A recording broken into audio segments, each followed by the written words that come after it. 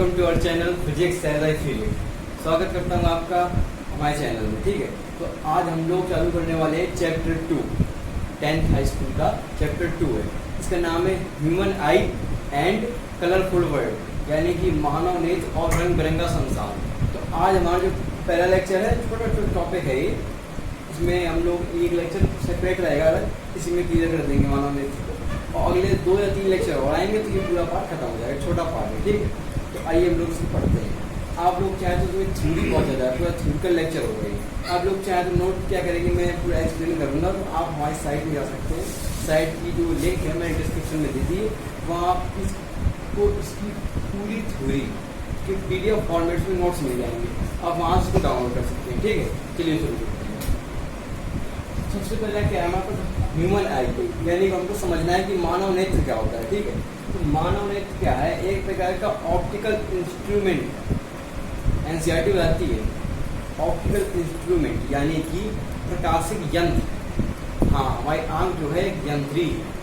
यंत्र का मतलब क्या होता है, कोई ऐसी चीज़ जो किसी कार्य को करने में सक्षम हो। तो आँख हमारी क्या करती है, प्रतिबिंब, वस्तु की प्रतिबिंब यानी कि इमेज बनाने में सहायता करती है। ठीक है, तो इसके बहुत सारे पार्ट होते हैं, हम लोग इतने पार्ट का डिस्कशन नहीं कर सकते, वो आपको ज़्यादा बायो वगैरह में मिलेंगे। हम आपको सिर्फ इसमें जो करंट मेन पार्ट है, जो आपको सिलेबस में हमारे या समझ लीजिए फिजिक्स में जिनका डिस्क्राइब है, ठीक है, उनको हम यहाँ पे समझेंगे। ठीक है, सबसे पहली चीज़ होती है, क्या होता है, जड़ पटल। सबसे ऊपर वाला भाग हमारा क्या है, आगे एक प्रकार का गोला है, एक गोले प्रकार समझ लीजिए, एक प्रकार का गोला। ठीक है, तो गोले का जो पूरी परत है, जो पूरी क्या है, जड़ पटल। इसको किसी किताब में ऊतक पटल बताता है। ठीक है, ऊतक पटल भी कहता है। तो जड़ पटल क्या है, ये जड़ पटल क्या करता है, जड़ नाम से समझ में आ रहा है, सॉलिड, यानी कि अपनी जो आँख है, आँख को सुरक्षा देता है। ठीक है, आँख को छोटे मोटे जो चोट होती हैं या धक्का मुक्का से किसी भी चीज़ से बचाता है, छोटी मोटी चीज़। ठीक है, अब ज़्यादा अगर प्रेशर पड़ जाएगा तो फिर दिक्कत हो सकती है, फिर छोटी मोटी चीज़ से कर लेता है इसे। ठीक है, ये फर्स्ट पार्ट हमारा जड़ पटल, समझ गए। अब इसमें क्या होती है, जड़ पटल के नीचे एक ये झिल्ली होती है, दिखाई होगी आपको, इसको मैंने थोड़ा डार्क करके बनाया हुआ है यहाँ। इसको हम लोग कहते हैं रक्तक पटल। इसको किसी किसी किताब में दृष्टि पटल नाम से मेंशन किया जाता है। ठीक है, रक्तक पटल क्या होती है, सबसे पहली चीज़ की ऊतक होती है, यानी कि बड़ी मोटी झिल्ली की होती है। तीसरी चीज़ पूरी ब्लैक रंग की होती है, पूरी ब्लैक होती है। इस ब्लैक होने का फ़ायदा क्या होता है, जब प्रकाश किरणें हमारी आंखों की तरफ आती हैं तो जाना कहाँ चाहिए था, उसको लेंस से जाए और रेटिना पर प्रतिबिंब बना दे, पर वो कई जगह फैलती है। तो ये जो रक्तक पटल होता है, ये इसके आंतरिक परावर्तन को रोकता है, आंतरिक परावर्तन को रोकता है। ठीक है, ये रक्तक पटल का काम हो गया। अब इसके आप थोड़ा और नीचे आएंगे तो कोराइड मिलेगा आपको, कोराइड झिल्ली, ये भी एक झिल्ली है, उसका काम भी यही होता है, जो परावर्तन रोक लेता है। और कुछ किरणें थोड़ी ये दूर पड़ जाता है, कुछ जो किरणें इसकी पहुँच में नहीं होती, उसको क्लोराइड खत्म कर देता है। ठीक है, मतलब ये फर्स्ट मॉलिक है और ये सेकेंड, उससे नहीं हो पाया तो ये कर देगा। ठीक है, अब आते हैं हमारे जो आगे का स्ट्रक्चर, सबसे मतलब एक कंबाइन कह सकते हैं जटिल यही है, उसमें बारी बारी समझते हैं है क्या चीज़। सबसे पहले देखते हैं सबसे आगे वाला, ये क्या है, कार्निया। इसे कहते हैं कार्निया। क्या होता है, अगर आप डेफिनेशन लिखेंगे या देखेंगे तो आपको पता मिलेगा कि आँख के सामने वाला उभरा हुआ भाग, ये कह सकते हैं जड़ पटल से उभरा हुआ भाग कैसा है, अपारदर्शी होगा। ठीक, अपारदर्शी झिल्ली जो जड़ पटल से उभरी हुई है, क्या कहते हैं उसको, कार्निया। ठीक है, ये कार्निया है जो हमारे आगे दिखती है वाइट। ठीक है, कार्निया हो गया। अब देखिए कार्निया, अब कार्निया के बाद ये आता है ऐसे, कार्निया का पूरा भाग होता है, ये पूरा कार्निया ही जो मैंने 2 लाइन से ड्रॉ की है, इतनी मोटी झिल्ली कार्निया की होती है। ठीक है, कार्निया। अब उसके बाद आता है हमारा आइरिस। आइरिस क्या होता है, कार्निया के जस्ट पीछे, कार्निया के जस्ट पीछे एक रंगीन, कलरफुल होगी, पारदर्शी, रंगीन होगी, पारदर्शी होगी झिल्ली होती है, जिसको हम लोग कहते हैं आइरिस। ये है आइरिस। देखिए मैं आपको मेंशन कर दूँ, ये क्या है, ये कार्निया है। ठीक, कार्निया, ये है आइरिस, ये है लेंस, ये होता है द्वियुक्त लेंस। मैंने आपको बताया था द्विउत्तल लेंस होता है ये द्विउत्तल लेंस, ये मेंशन किया हमने लेंस, ठीक है। लेंस होता है, लेंस के जस्ट आगे निकली हुई होती है क्या, आइरिस। आइरिस समझ गए, रंगीन होगा और पारदर्शी होगा, झिल्ली। और इसका जो मध्य बिंदु होता है, मध्य बिंदु इसका आइरिस का जो मध्य बिंदु होता है उसको हम लोग कहते हैं पुतली, यानी कि पुपिल, जो हमारी आँख के सामने पुतली ब्लैक ब्लैक वही है पुतली, इसलिए कहते हैं हम लोग पुतली, इसलिए हम बता दें। अब एक और चीज़ में होती है कि कार्निया और आइरिस के मध्य का जो ये भाग होता है, ये इसको हम लोग कहते हैं जलित्र, थोड़ा जल टाइप का होता है। इसका जो अपवर्तनांक होता है वो भी हल्का जल से मैच करता हुआ होता है। कैसा, जो जल का अपवर्तनांक क्या होता है, अगर आपने पढ़ा बुक में या कुछ भी तरह की निकल लगाए हो, अप्रॉक्स जो लेते हैं 1.33 के आसपास आता है, जलित्र होता है। इसका अगर आप अपवर्तनांक देखेंगे तो इसका होता है 1.333, लगभग उतना ही अप्रॉक्स रहा जाता है। इसके अपवर्तनांक की बात करें 1.33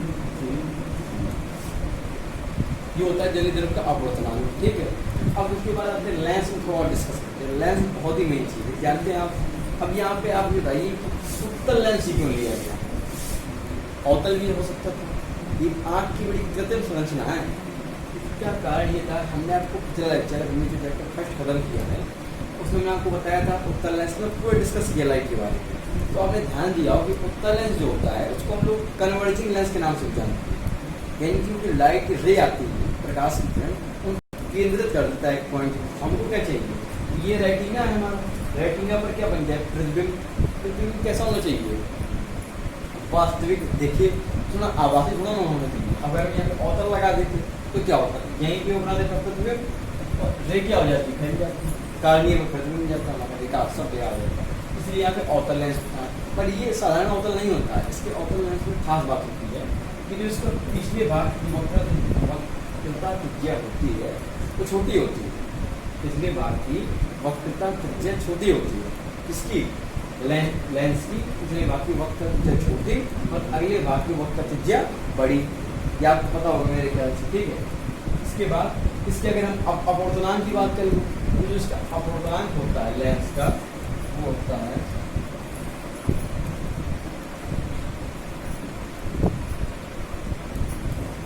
1.44, ठीक है। ये अपवर्तनांक होता है, लगभग अप्रॉक्स इतने होते हैं लेंस के अपवर्तनांक, ठीक। तो समझ लिया हमने।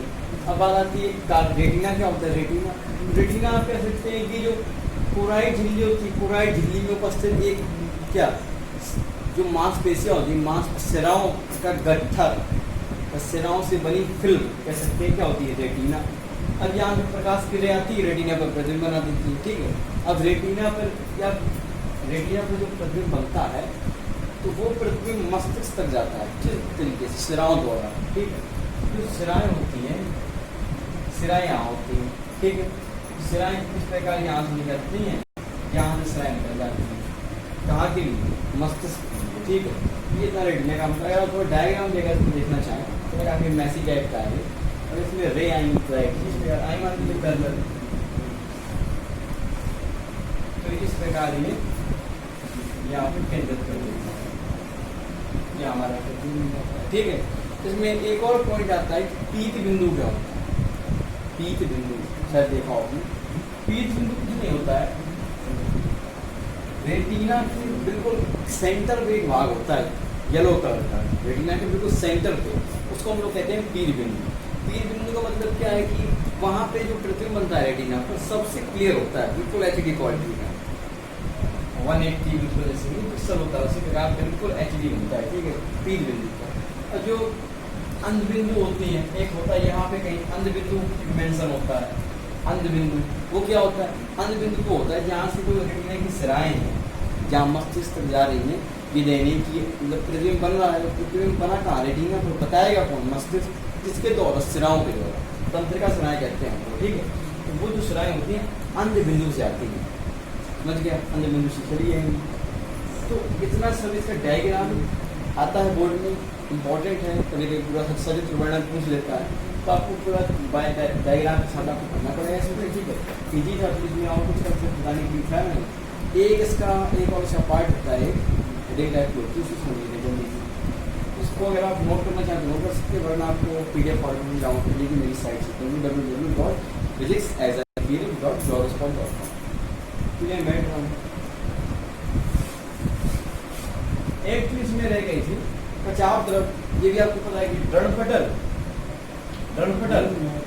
और क्या कहते हैं रणपटल और क्लोराइड झिल्ली से जो बाहर का पार्ट होता है, या आप कह सकते हैं ये क्या लेंस और क्लोराइड झिल्ली, लेंस और क्लोराइड झिल्ली की मत का जितना भी ये पार्ट बचे, ये किसी का कहते हैं कचाव द्रव। थोड़ा गाढ़ा पदार्थ होता है, गाढ़े का मतलब क्या है, अब उतना ज़्यादा होगा तो अप्रोक्स अभी तक कोई वैल्यू नहीं है इसके ऊपर, ज़्यादातर इसका जो जल होता है 1.33 उससे ज़्यादा ही होता है, ठीक है। ये भी छोटी सी बात थी।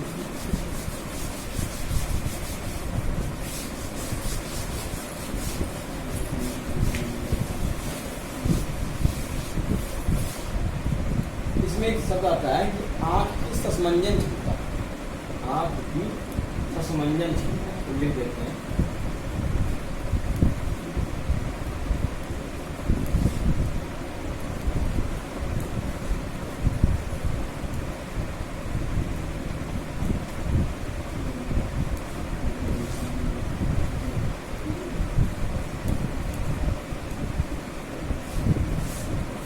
आँख की ससमंजन क्षमता ये क्या होती है, हमने आपको बताया था कि लेंस का होता है डिफरेंट वक्ता त्रिज्याओं का होता है, आगे पीछे बड़ी छोटी होती है। तो क्या होता है जब हमको क्या करना है, फिक्स बनाना है, वक्ता त्रिज्या चेंज करने से क्या होता है, फोकस दूरी बदलाव पड़ेगा। अब देखिए ध्यान से, पैरेलल रे आती है मुख्य अक्ष पे, उत्तल लेंस से बात हो रही थी, तो उत्तल लेंस मान लीजिए मैं यहाँ बना लूँ, मुख्य अक्ष की पैरेलल आ रही है, पैरेलल आती हुई रे कहाँ केंद्र होती है, द्वितीयमुख फोकस पर पढ़ा ही होगा आपने एफ लेंस, ठीक है। अब अगर हम वक्ता त्रिज्या से खिलवाड़ करेंगे, यानी इनको हिलाएं डुलाएंगे, ये पोजीशन भी हिलेगी, और ये पोजीशन कहाँ होती है, रेटिना पर, वही तो प्रतिबिंब बनाना है इनको, यानी कि इनको वक्ता त्रिज्याओं को थोड़ा सा इधर उधर करने से प्रतिबिंब हमारा इधर उधर हो जाता है। तो अब क्या होता है कि मान लीजिए कहीं वस्तु दूर रखी है, क्या होता है कि हमने आपको डायग्राम बना सकते, लेंस होता है, लेंस टिका होता है मांसपेशियों द्वारा, और मांसपेशियों को हम कहते हैं सिलेरी मांसपेशियां।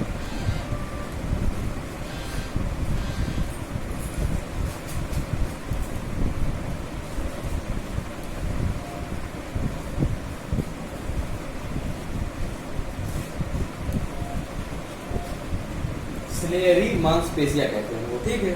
तो क्या होता है उनके द्वारा टिका हुआ है, तो जब कोई वस्तु, अब ये पूरा क्या कहते हैं ऑटोमेटिक सिस्टम होता है, मैनुअल तो होता नहीं, ग्लास को इधर उठा के इधर रख दिया, ऑटोमेटिक हो रहा है।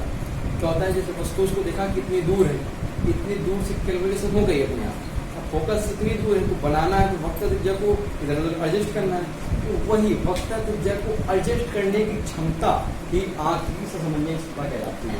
कौन करता है एडजस्ट, सिलेरी मांसपेशियां, ठीक है, ये करती हैं एडजस्ट किसको, लेंस को।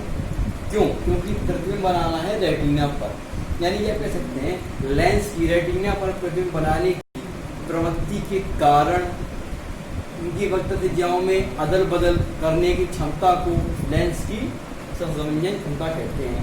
इसका मेन जो कारण होता है वो सिलेरी मांसपेशियां, ठीक है। तो आज के लिए इतना ही है, हम लोग ने कवर कर लिया लेंस क्या होता है, हमने कभी देख ली। अब जो अगला हमारा जो टॉपिक होगा वो होगा लेंस के कारण क्या होते हैं, इसके मतलब क्या कहते हैं, दृष्टि विस्तार क्या होता है, न्यूनतम दृष्टि क्या होती है, और दूरदर्शी दोष क्या होता है। मतलब इस प्रकार से काफ़ी अच्छा जो अगला वीडियो आने वाला है, काफ़ी पूछा जाता है उससे भी बोर्ड में। तो आज के लिए इतना ही काफ़ी, ऑल द बेस्ट।